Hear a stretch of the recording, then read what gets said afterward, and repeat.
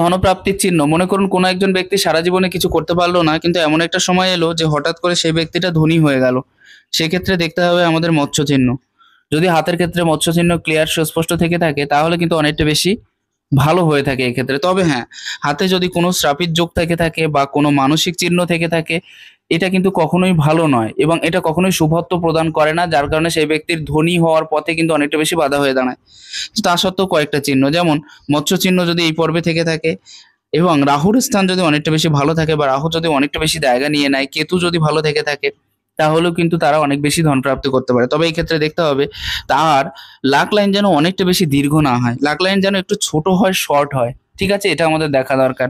এই স্থানে যদি কোনো চতুর্ভুজ সাইন থেকে থাকে তাহলে এটা অনেক বেশি লাভদায়ক হয়ে থাকে। আমি এক কথায় ক্লিয়ারলি বলবো, হাতে যদি কোনো টাইপের মৎস্য চিহ্ন থেকে থাকে, নেক্সট পজিশন হলো এই ক্ষেত্রে যদি চতুর্ভুজ সাইন থেকে থাকে, তার যদি ছোট্ট একটা লাক লাইন থেকে থাকে এবং যেটা রাহুর থেকে উপস্থিত আছে বা রাহুর থেকে উত্থিত হচ্ছে এরকম ধরনের লাক লাইন, এবং তার সাথে সমস্ত গ্রহের পজিশন কম বেশি ভালো থেকে থাকে, তাহলে কিন্তু তারা হঠাৎ করে ধনী হতে পারে। নমস্কার।